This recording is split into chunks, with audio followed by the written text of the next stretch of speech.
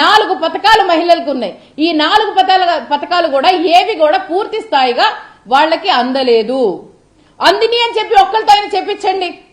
నిజంగానే మేము ఇంత ఖర్చు పెట్టాం వీళ్ళ కోసం, మీ ఆడబిడ్డ నిధి కోసం, తల్లికి వందనం కోసం, లేకపోతే గ్యాస్ సిలిండర్ల కోసం, లేకపోతే మా బస్సు కోసం, ఇవన్నీ మేము ఖర్చు పెట్టాము, ఇంత ఖర్చు పెట్టామని ట్రాన్స్పరెన్సీగా బయటికి తీసుకొని రండి. ఎంతమందికి ఇచ్చారు ఏంటి అనేది మేము తీసుకొని వస్తాం, మేము చెప్తాం ఎంతమందికి ఎంతెంత ఇచ్చాము, ఎంత చేశామని చెప్పి.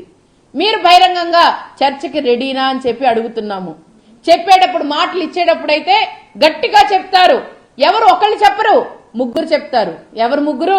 ఒకటి చంద్రబాబు నాయుడు గారు, ఖచ్చితంగా ఇస్తాం, మా ప్రభుత్వం వచ్చిన తర్వాత ప్రతి ఒక్కళ్ళకి ఆడబిడ్డ నిధి, తల్లికి వందనం, మీ ఇంటికి డబ్బులు మరి కుప్పలు కుప్పలుగా వస్తాయి, మీ అకౌంట్లో డబ్బులు పడతాయి, మీరు చక్కగా వాడుకోవచ్చు, ఆర్థికంగా బలపడొచ్చు అని చెప్పారు.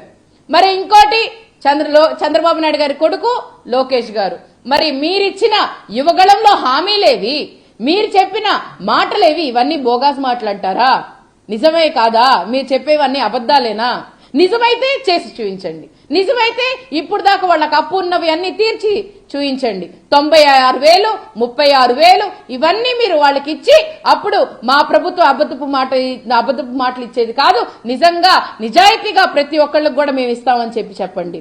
మరి ఎక్కడ పవన్ కళ్యాణ్ గారు వీళ్ళకి ఇంకా తోడుగా ఉండి మేము ఖచ్చితంగా ఈ ప్రభుత్వంలో మేము ముగ్గురం కలిసి ఇది ఆర్థికంగా ఈ రాష్ట్రాన్ని బలపరుచుతాం, అలాగే ఆర్థికంగానే కాదు అలాగే ప్రతి ఒక్కటి కూడా ప్రతి ఒక్క సామాజిక వర్గానికి మేము అండగా ఉంటామని చెప్పారు. ఏ వర్గానికి అండగా ఉంటున్నారు చెప్పండి? జగన్మోహన్ రెడ్డి గారి హయాంలో దాదాపుగా కాపు నేస్తం ప్రతి ఒక్క కాపు ఇంటికి వెళ్ళేది. మరి ఈ రోజు ఏ కాపుకి న్యాయం జరుగుతుందని అడుగుతున్నాను. మీరిచ్చిన పోస్టుల్లో గాని, రాజ్యసభ పదవుల్లో గాని, లేకపోతే మీరిచ్చిన నామినేటెడ్ గాని నాన్ నామినేటెడ్ పదవుల్లో గాని ఎక్కడైనా కూడా మీ కమ్యూనిటీ, మీరు ఒక కాపు నేత, మిమ్మల్ని చూసి రానున్న రోజుల్లో ఇలా ఉండాలి అని చెప్పి అనుకోవాలి, కానీ ఎందుకు ఇలా ఉన్నారు అని చెప్పి చెప్పుకునే పరిస్థితికి వచ్చింది. మరి ఇలాంటి పరిస్థితిలో ఈ రాష్ట్రాన్ని మేము అడుగుతుంది ఒకటే, ఈ కూటమి ప్రభుత్వంలో ఉన్న నాయకుల్ని అడుగుతుంది ఒకటే, మీరు ఇంటింటికి వెళ్ళి బాండ్లు ఇచ్చి మరీ చెప్పారే ఈ నెలకి మీకు ఇంత వస్తుందని చెప్పి, ఏవి ఆ బాండ్లని అడుగుతున్నాం. ఎమ్మెల్యేలందరూ ఒక్కసారి రోడ్డు మీదకి వెళ్ళండి, మీ ప్రజలకి మీరేవేవి హామీలు ఇచ్చారో ఒక్కసారి వాళ్ళ ముందు మాట్లాడండి, వాళ్ళు ప్రశ్నిస్తారా లేదా ఒక్కసారి చూడండి. ఖచ్చితంగా ఈ మీరిచ్చిన హామీ ఇప్పటికైనా అమలు చేయండి. అమలు చేసి ప్రజలకి మీ మీద నమ్మకం కలిగించుకోకండి. ఇప్పుడు దాకా మీ మీద నమ్మకం చిన్నగా జారిపోతా ఉంది.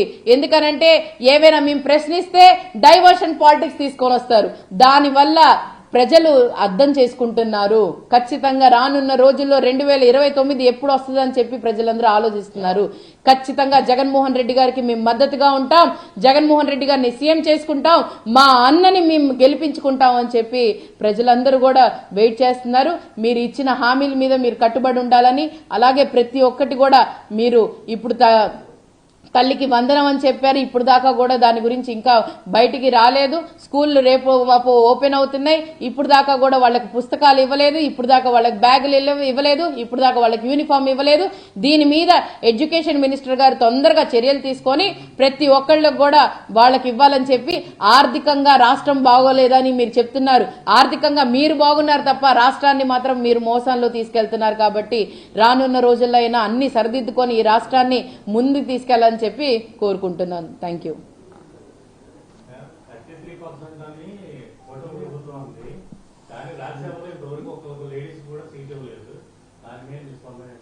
అదేనండి, ఈ కూటమి ప్రభుత్వం ఏంటంటే మాటలకే పరిమితం. ఎందుకనంటే ఇప్పుడు మొన్న మహానాడు జరిగింది, మహానాడులో ఈ సూపర్ 6 గురించి ఎక్కడ కూడా వాళ్ళు మాట్లాడలేదు. వాళ్ళు మాట్లాడింది ఏంటంటే శ్రీశక్తి 33%. సార్ మీరెవరు సార్ ఇచ్చేది 33%? సెంట్రల్ గవర్నమెంట్ కదా అది స్కీమ్, సెంట్రల్ గవర్నమెంట్ కదా అది తీసుకొని రావాలనుకుంటుంది, అది స్కీమ్ కూడా కాదు, ఆడవాళ్ళని కూడా ప్రోత్సహించడానికి అది తీసుకొని వస్తుంది. ఒకసారి తిరిగి రాసుకుంటే తిరిగి 19 నుంచి 24 వరకు జగన్మోహన్ రెడ్డి గారు 50% ఇచ్చారు. ఇంకా మీరు స్త్రీశక్తి అని 33% ఇచ్చేది ఏముంది దాంట్లో? మాటలకే పరిమితం తప్ప వాళ్ళకి ఏంటంటే కాసులతో కావాలి, కాసులతో నడిచేది. వాళ్ళ కాసులు ఎవరిస్తారో లేకపోతే కాసులు ఎక్కడ వస్తాయో దాన్ని బట్టే నడుస్తారు తప్ప ఎక్కడ కూడా వాళ్ళ మాట మీద వాళ్ళు నిలబడలేరు. కాబట్టి మరి వీళ్ళు ఏ హామీ ఇచ్చినా మనం ఒకటి గుర్తుపెట్టుకోవాలండి, వీళ్ళు ఏదైనా హామీ ఇచ్చారంటే దానికి రివర్స్ గా అనుకోవటమే.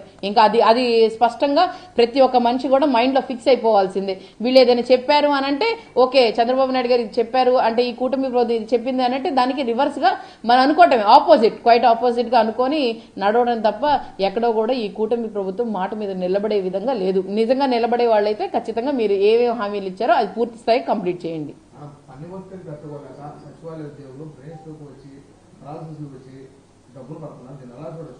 నిజంగా అంటే చాలా బాధగా ఉందండి వాళ్ళని. ఎందుకంటే జగన్మోహన్ రెడ్డి గారి హయాంలో అంత వర్క్ డివైడ్ చేయటానికి ఏంటంటే పై స్థాయి నుంచి కింద స్థాయి వరకు ఒక సిస్టమాటిక్ వేగా వర్క్ జరగాలని చెప్పి ప్రజల్లో కూడా వాళ్ళకు కూడా అందుబాటులో ఉండాలని చెప్పి ఈ సచివాలయాలు తీసుకొని వస్తే ఈరోజు చంద్రబాబు నాయుడు గారు వాళ్ళ మీద ఇది నేను పెట్టింది కాదు కదా, నేను తీసుకొని వచ్చింది కాదు కదా, వీళ్ళని సచివాలయ సిబ్బందిని చూస్తే జగన్మోహన్ రెడ్డి గారు గుర్తొస్తారు అని చెప్పి వాళ్ళని ఎంత పని ఒత్తిడి అంటే ఒక మనిషికి పెరాలసిస్ వచ్చిందంటే ఏ విధంగా వాళ్ళని హింసిస్తున్నారో మీరు చూడొచ్చు.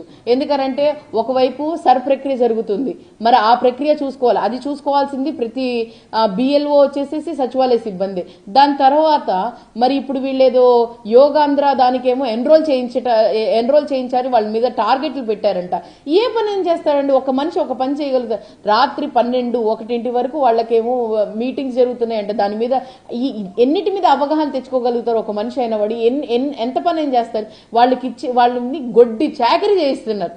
ఒక ఏమంటారు గొడ్డి చాకరీ ఏ విధంగా చేయిస్తున్నారు అని అంటే మనిషి చచ్చిపోయినా పర్లేదు మాకు మా పని మాత్రం కావాలి అని చెప్పి టార్గెట్లు ఇస్తున్నారు. సార్ వాళ్ళు మనుషులే, మీలాగే మనుషులే వాళ్ళు కూడా.